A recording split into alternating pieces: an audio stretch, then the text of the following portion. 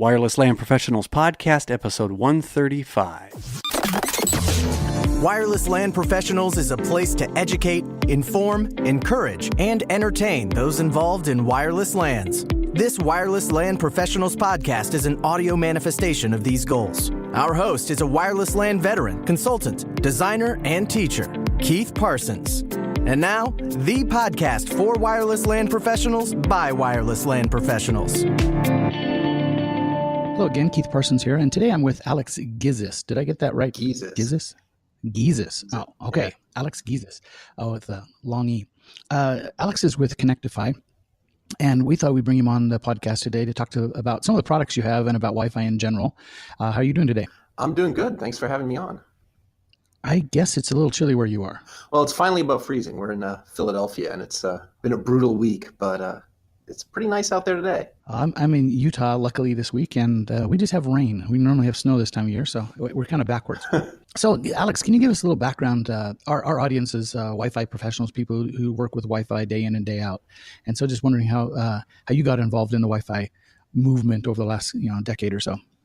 My real story is that we were actually the management team of Connectify now. We were running a defense contractor called Nomadio. And we were doing all sorts of wireless mesh stuff for the military. And come 2009, we sort of had this strategy meeting where we all said we didn't want to do it anymore. And one of those kind of meetings, huh?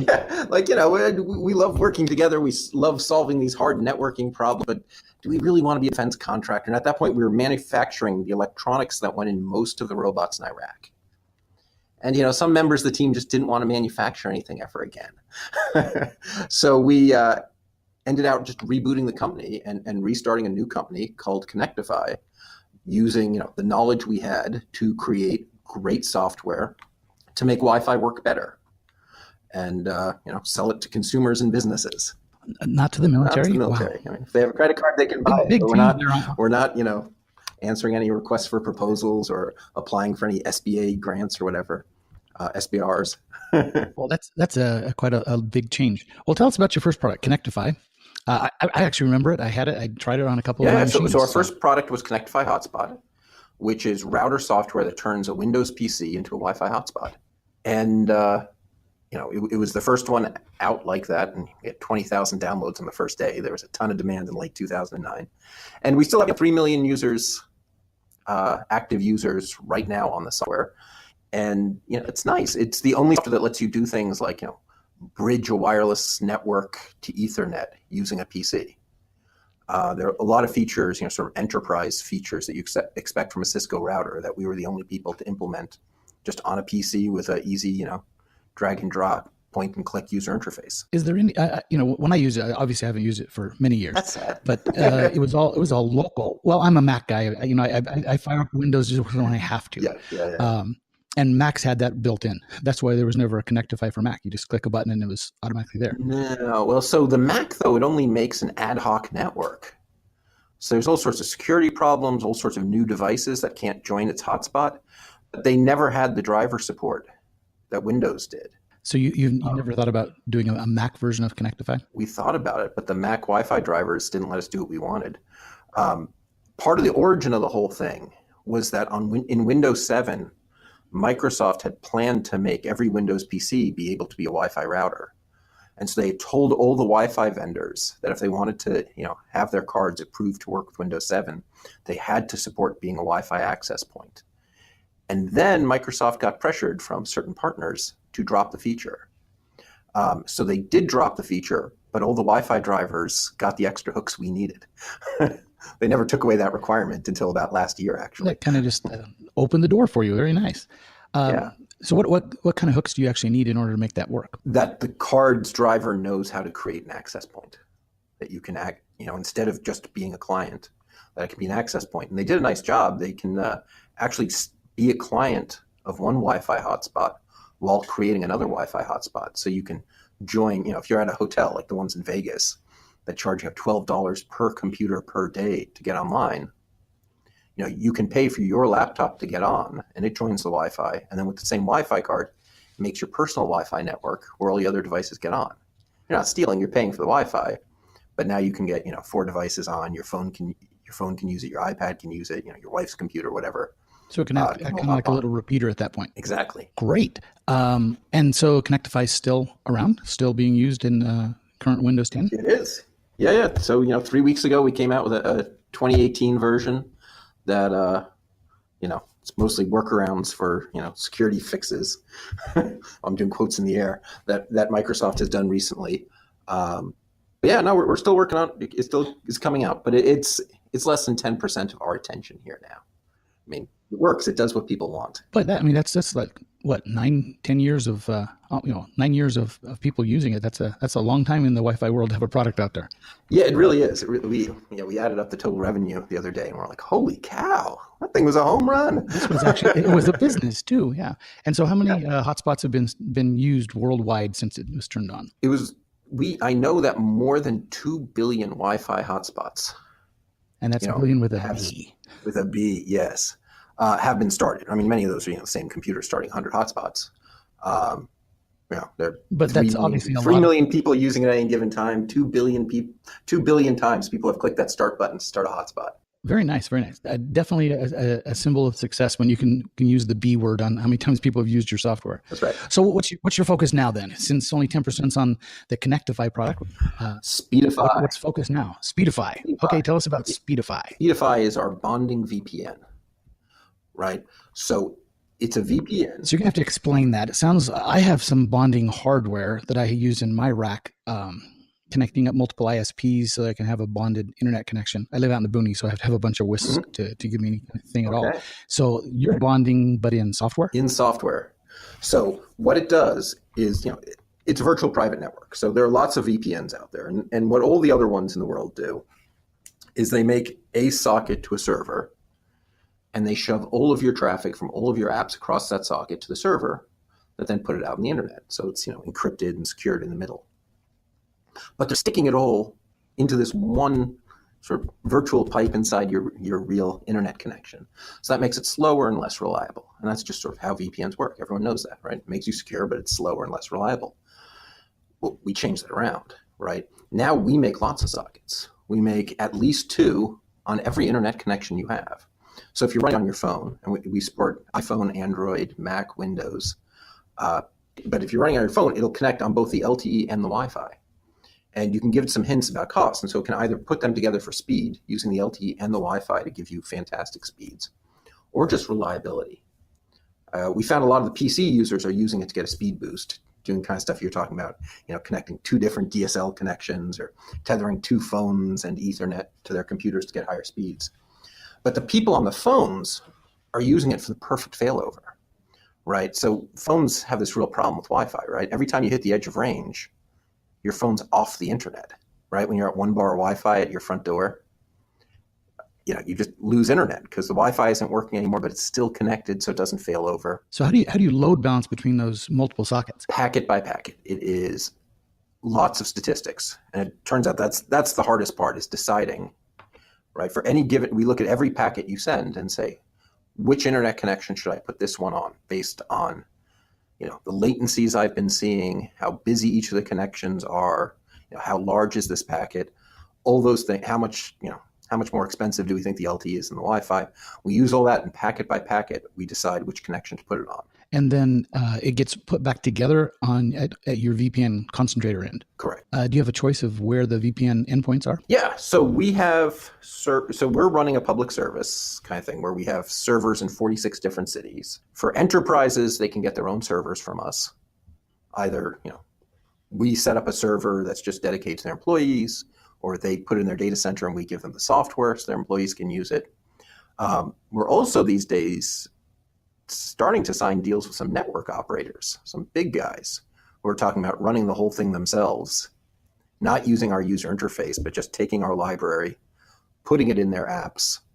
And for them, it's a Wi-Fi offloading story. Yeah, so they don't have to do the coding and the logic of doing that. They just rely on your IP. Correct.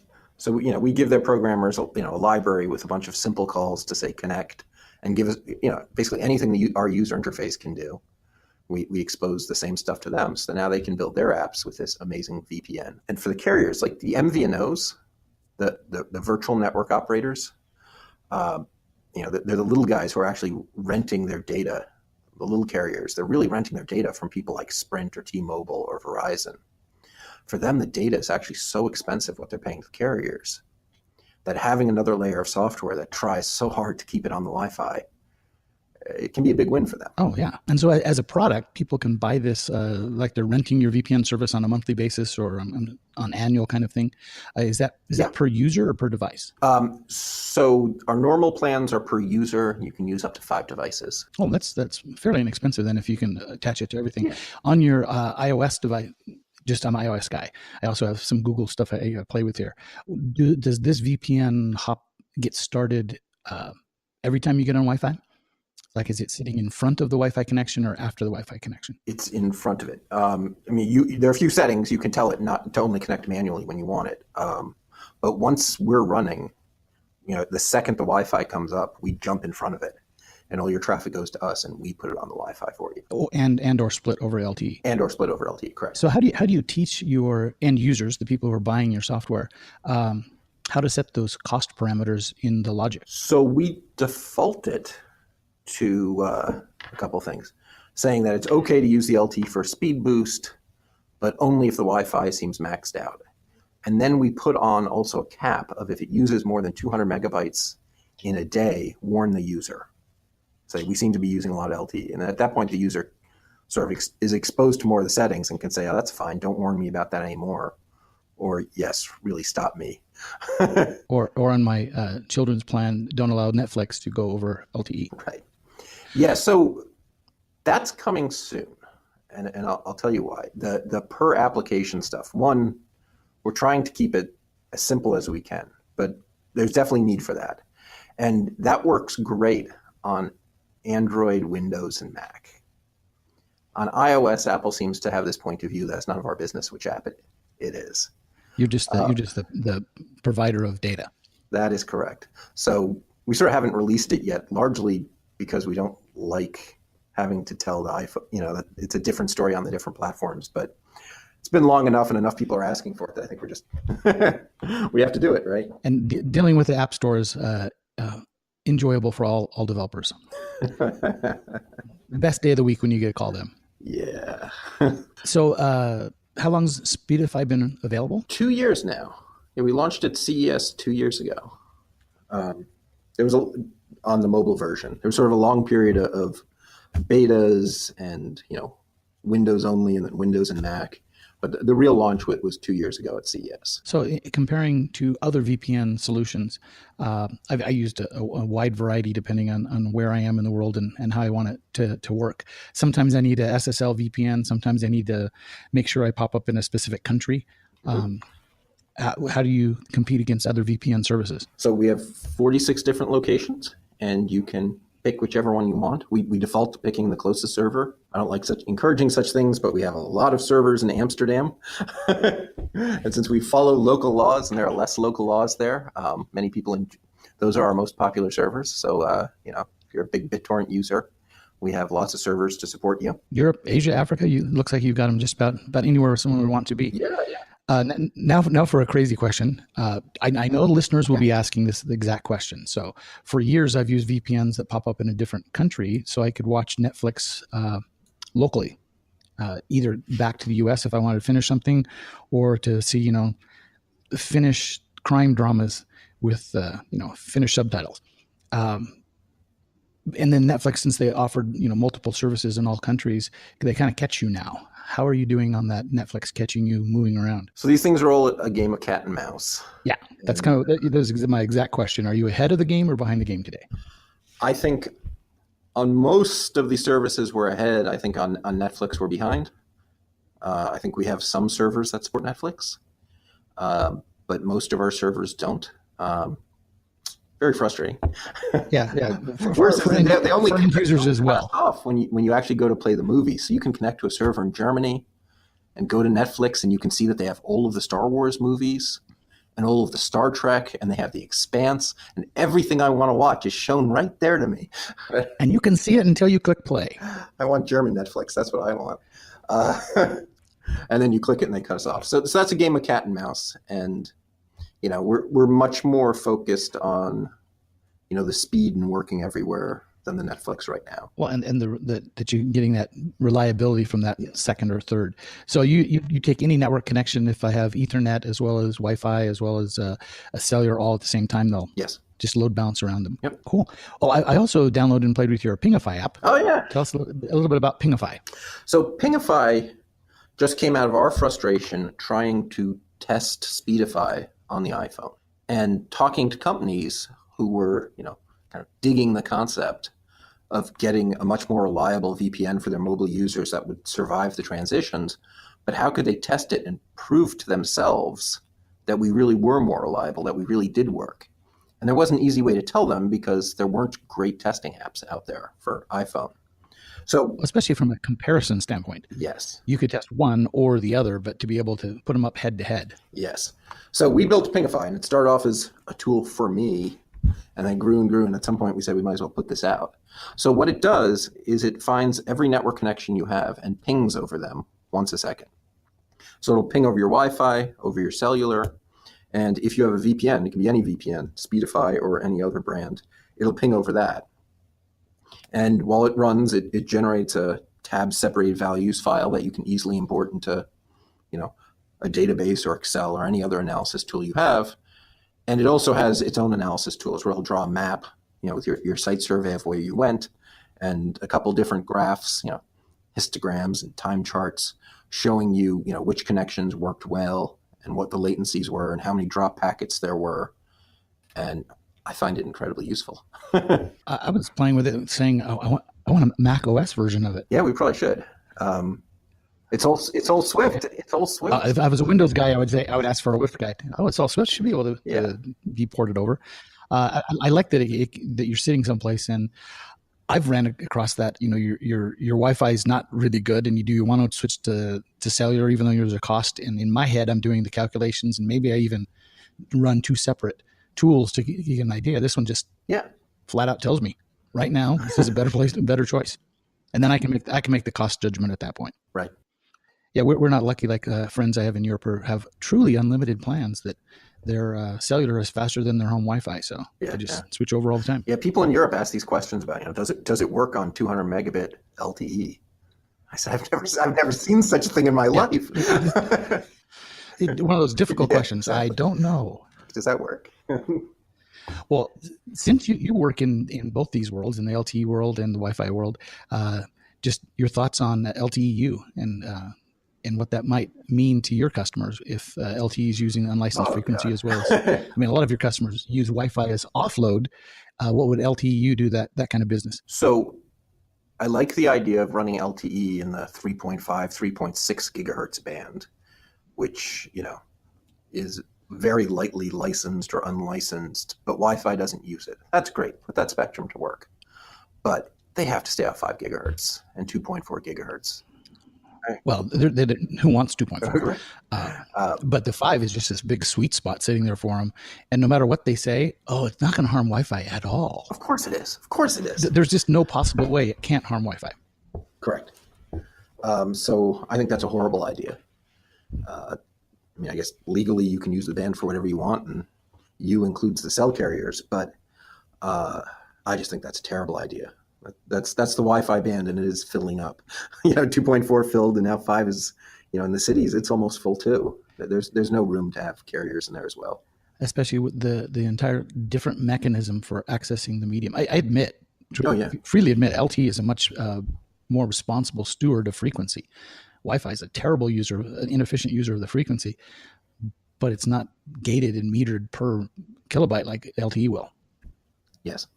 We like there's that whole 2.5 gigahertz band, right? The old clear band.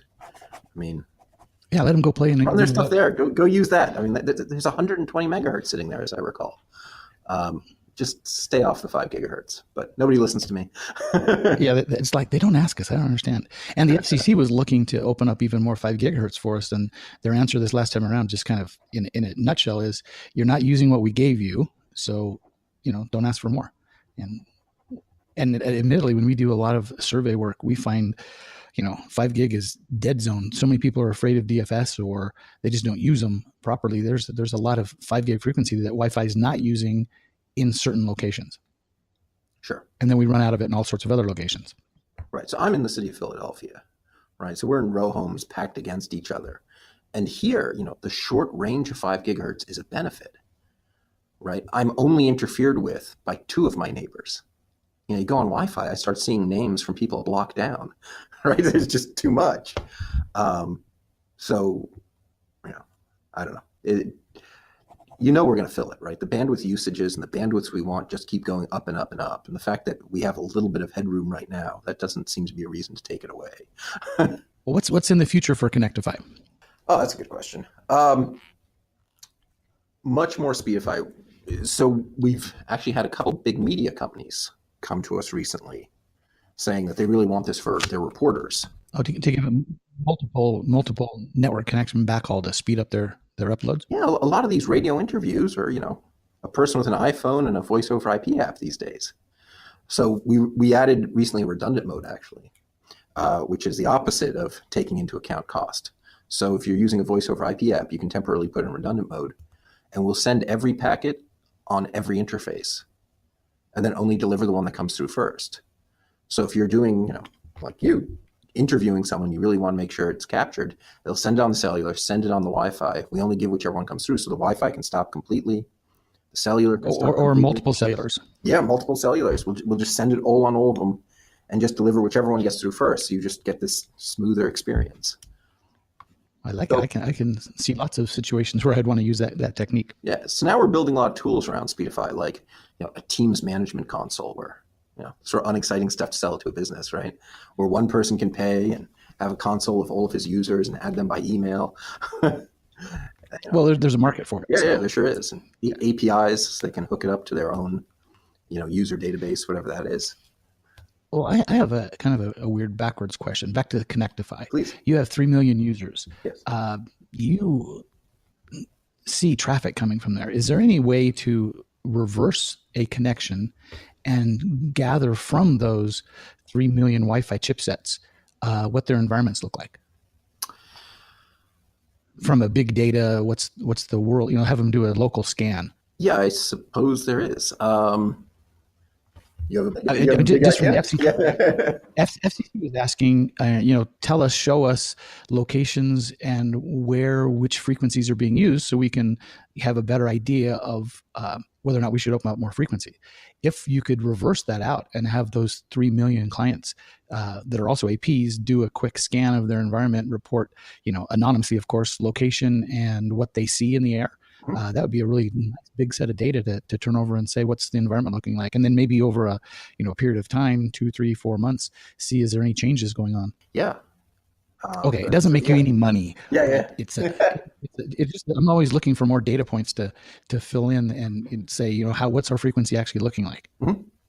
Yeah. So we're super sensitive about our users' privacy. That said, at various points, we do ask people, is it okay if we, look at this and send it back to us? And if they say no, we don't. But yeah, we do have a certain amount of bits of stuff, not quite everything you said, coming back to us about networks and how well they're working, largely so we can make sure our software is really working. Yeah, I mean, it helps to make your software be as efficient as possible. So yeah. Is there a management platform? Let's say I had, 2,000 employees and I wanted to have them Connectify all their Wi-Fi. So when they're in a hotel, we know they're always on VPN. They're always, secure. So they connect to the local hotel Wi-Fi and then they turn around and turn a hotspot. Is there a way to manage that as a group? Yeah. So what we've been doing, most of the companies we've sold that sort of site license to actually just want to either say let our users deal with it, or they say we want to take it away from the user. And they don't run our user interface at all. And we give them a command line. There's a command line interface in there where they can have a little script, configure the hotspot exactly right. And that's that. We don't have a whole web console where they can play with it. Most of the people already have management tools who are running in that mode. And they just, they push our software and they push the script to configure it. To all the laptops and that's done. And then it happens. Yeah. Same with Speedify. Is there groups? So companies would want to force Speedify on all their employees' iPhones? Yeah, for Speedify, we have a bit more. We have what we call the Teams console for Speedify for Teams. and there's some more control that you can set across your users. Because there are also companies can get dedicated servers and say, only allow my employees to access these, and maybe allow a few special people who aren't employees to access them as guests. So there's a management console for Speedify. Well, wonderful. Well, Alex, I sure appreciate your time today talking about your products and kind of your background of where you got to. You obviously understand how the Wi-Fi hotspot and the LTE worlds all work together. We'll add your website both, and it's kind of unique. You have a Speedify website and a Connectify website. Yeah. Just trying to track down one on the other, and they're kind of lightly linked. But we'll put all those on the show notes, as well as a link to the Pingify app. And so if you're an iOS user, you might want to just try Pingify and take a look and see how your individual cellular versus Wi-Fi compares in any location you want to test. Yeah. Well, Alex, thanks for your time today. Oh, thank you. Any last words you want to give to the audience? No, I don't think so. Come check out our software and, tell us what you think. We're constantly improving things. All right. Thanks for your time. All right. Thanks. Bye-bye. Wi-Fi question of the day. With Lee Badman. Lee, welcome back to Wireless LAN Professionals Podcast. How are you, sir? I'm doing well, Matthew. Thanks for having me. My pleasure. So what's our Wi-Fi Q you're focusing on today? Well, I asked this question born of circumstances I'm dealing with on occasion myself. Okay. You've got an existing 11N cable plant, existing 11N network, and you've got a customer that says, I want to go to AC.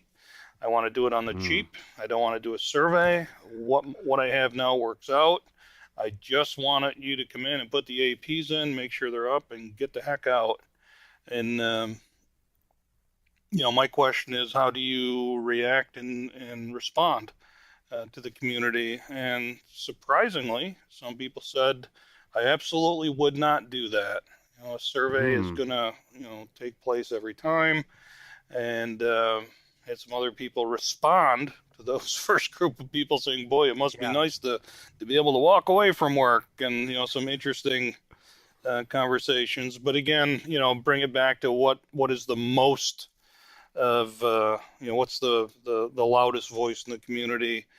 Basically, well, if that 11N network was healthy, and if you have the luxury of putting some qualifiers on it, like this is somebody else's design, not mine, you're telling me it's healthy and not letting me verify that, but I'll put these APs out there and I'll get paid and you'll get what you wanted. And if it was good to begin with, it'll be good to end with. And if it's not, we're agreeing that that's not my fault, and I'll be happy to come back and make it right, blah, blah, blah. But, by and large, if it was a good solid 11N deployment and there's no new pain points, okay, let it roll, and customer will get what they need and I'll get paid. Yeah, and Mr. Customer, you're taking the liability. Exactly. And like I said, I think some people, will go back to that first group to say, absolutely, no, never. It may be being uncomfortable trying to, negotiate that agreement is why they say no. They fear that the customer is going to put anything that doesn't work on them. But like I say, just interesting to hear the different perspectives. 10 Talks. Bom dia, Lisboa. Good morning, Lisbon. It's a great pleasure to be presenting in this room filled with experts who design, deploy, and manage wireless networks across the globe. Today, I'm going to walk you through my IoT journey, the vulnerabilities that I discovered, and the countermeasures. It all started when my wife bought this device home. Can you guys guess what it is? Yeah, it was supposed to be difficult. It's a personal assistant. And a particular sequence of interaction with this device made me more curious. That was when my kid said good night to the device and it responded back, sweet dreams. And when I did, it said, talk to you tomorrow. So the next day, I Googled up for devices available in the market, found smart switches, found motion sensors, smart locks, doorbells, and even a fish finder. You can get to see more in iotlist.co. So I went ahead and bought a few devices. So the obvious next step is to integrate them with my personal assistant. So I went ahead and integrated them. I was under the assumption that whenever I pass commands like turn on the bulb or turn off the bulb or turn on the switch and turn off the switch, the communication would happen over the LAN. To validate my assumption, I moved my wireless network to open and started sniffing on my MacBook. And to my surprise, I noticed that the frames go from the personal assistant to the personal assistant server, and from the personal assistant to the IoT server, and from the IoT server, it hits the IoT device. It's not a bad thing from a personal assistant's perspective. It just simply keeps itself secure. I was stunned by another observation. The frames from the personal assistant to the personal assistant server was encrypted, but the frames downstream from the IoT server to the IoT device was unencrypted.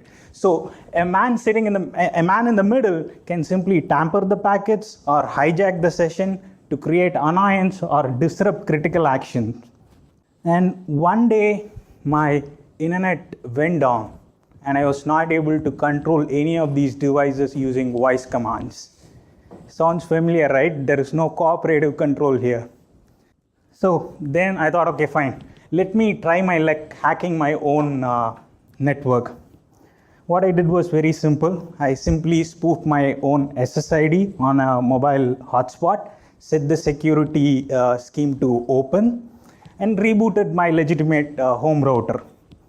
And again, couple of these IoT devices simply got lured to the mobile hotspot. On top of it, I was able to pass commands to those devices like turn it on, turn it off. If this situation occurs at your home or enterprise, you would never be able to detect it unless you are actively monitoring it, right? And on top of it, if the device lured had the default passwords on them, the hijacker can simply log into the UI interface and get the passphrase for the legitimate network. They didn't happen with the devices that I had, but I know there are devices which run with default passwords. So I'm sure like if you put up IoT devices at home, you will not use the default passwords on them. And I thought, let me try my luck with DOS attacks. I booted up my Kali Linux, ran MDK3 flood, and in no time, the whole network came down. And also I tried out an association teardown attack. All the clients got disassociated. Some of the clients I had to physically reboot them to bring them back up. You might ask, why is it so important now? Imagine a fully automated home, wireless LAN with wireless LAN capabilities, like you're using it to detect burglary at home, and a smart thief runs an attack before breaking in. Imagine a smart irrigation control under DOS attack. What could happen? The sprinkler could either sprinkle more water than what it is supposed to, or simply not sprinkle water, right? What could happen if DOS attacks are conducted on a smart city? The good news is most of them can be mitigated, right? Number one, we need to secure the weakest link. Shouldn't be any default passwords on the devices that you have. Bare minimum, these IoT devices should be resistant to SSID phishing, right? So that you can avoid the devices getting lured to a hotspot running open networks. And .11w, you guys would have heard about it, protected management frame support. It's missing in almost all the IoT devices available in the market, right? Implementing PMF on the IoT devices will provide resistance to the L2 DOS attacks. And you should always need to have an option to control the devices over the LAN, because if the WAN connection goes down, you will have some way to control it. And whenever a device goes offline, there should be an alert. Most of the devices support these options. They send out alerts when it goes offline. And fixed traffic pattern. If the sole purpose of the IoT device was to communicate with the IoT server, it should simply do that, right? It's not supposed to talk to other destinations in the WAN. It's a very basic thing that the IoT vendors can do to prevent attacks like Miranet, right? Where someone lures your device and uses it for distributed denial of service attacks. and end-to-end encryption. So you might have seen in my slide that the communication from the IoT server to the IoT device was unencrypted, right? It's very basic, but it was not implemented. On the infrastructure device, most of the things that we discussed on the IoT device applies to the infrastructure device as well, right? On top of it, if it had the capability to detect misbehaving clients and conduct vulnerability analysis, it would be great. It's missing on a lot of the routers. So it's good if vendors implement this capability. And the third piece, we need to protect the cloud. Why do we need to protect the cloud? Because if hacker hijacks into the cloud, he can simply log into your enterprise network and cause damage, right? And that's why we need to protect the cloud. So there are a lot of regulatory bodies, non-profit organizations and standards available, which has drafted the best practice for security assurance in cloud and also security assurance in general. So when you design a IoT network, either for an enterprise or a smart city or something, just check if the cloud servers, where the infrastructure where it is hosted has any of these certifications, right? And also look for some of them on your IoT device server. The certification from Cloud Security Alliance is my favorite. It's called Star Alliance. It actually collects a lot of good stuff from all these standards and integrates them together. Then they have something called a cloud control matrix, which briefly goes through all the guidelines. And if the IoT server had a UI interface, just check if it was tested in accordance with OWASP, right? And look for, there are several other things available, SOC 2 reports, and if you're from the retail industry, look for PCI compliance on those servers. So I'm sure the next time when you design an IoT network, you will think about the vulnerabilities we discussed and the mitigation strategies. So I'm Senthil, CWNE #15 from India. You can reach me on Twitter and LinkedIn. Thank you. Thank you. Thank you for joining us for another episode of the Wireless LAN Professionals Podcast, the podcast for wireless LAN professionals by wireless LAN professionals. Be sure to follow us on Twitter @WirelessLANPros for all the latest news and updates, and also connect directly with Keith on Twitter @KeithRParsons. Head over to www.wlanpros.com for this episode's show notes, as well as the latest in all things Wi-Fi.